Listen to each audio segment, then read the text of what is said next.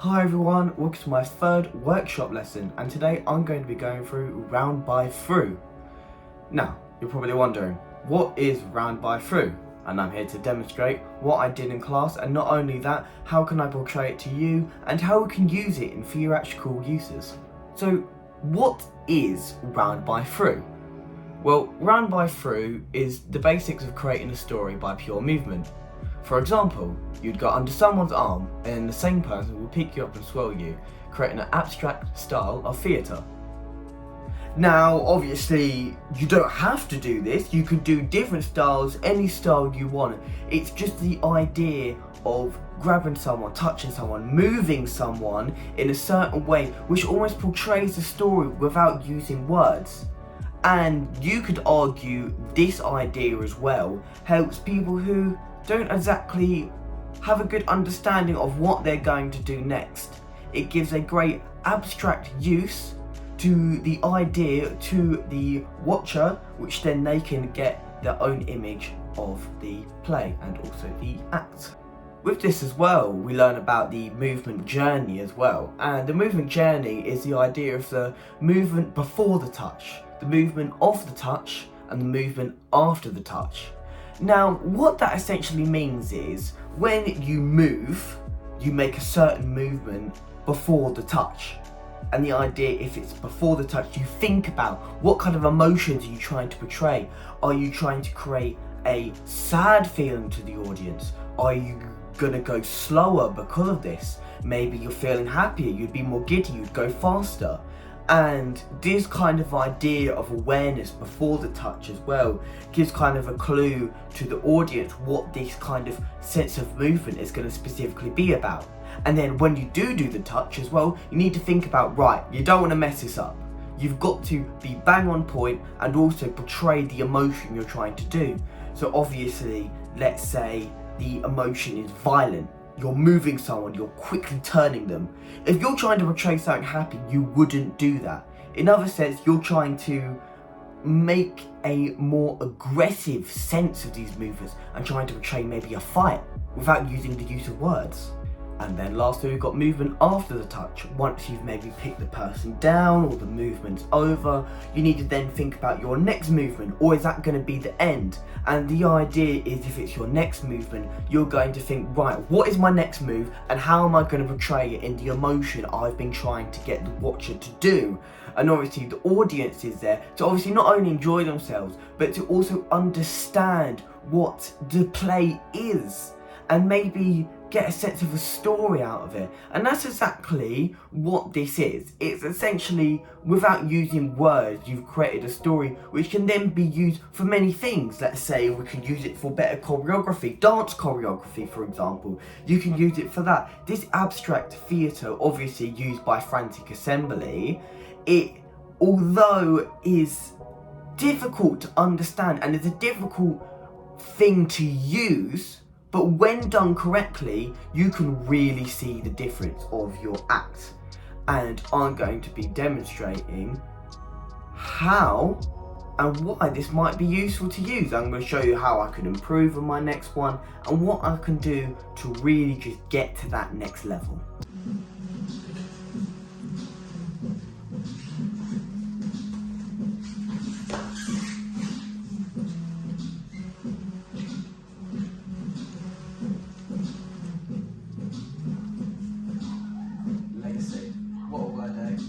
Why we're here. To live, to love, to lie. You're right. Legacy. Like a shining gem for you and me.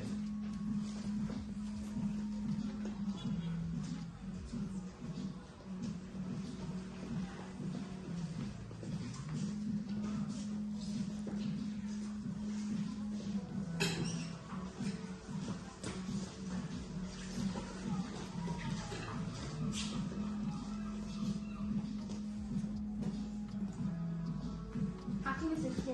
It's what makes me feel okay, and that's how it should always be, right? Everyone seems to think I'm better when I'm happy, so I guess I'll just be happy.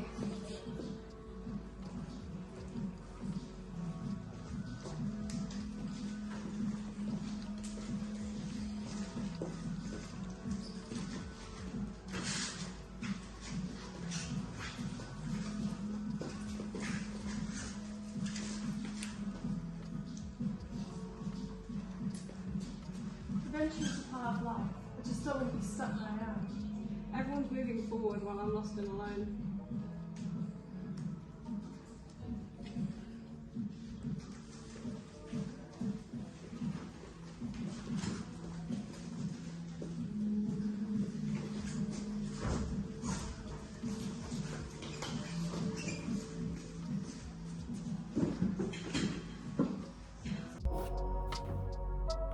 So, what were we trying to portray in that video?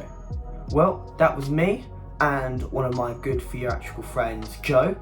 And what we were doing in that performance was we were portraying a variety of emotions.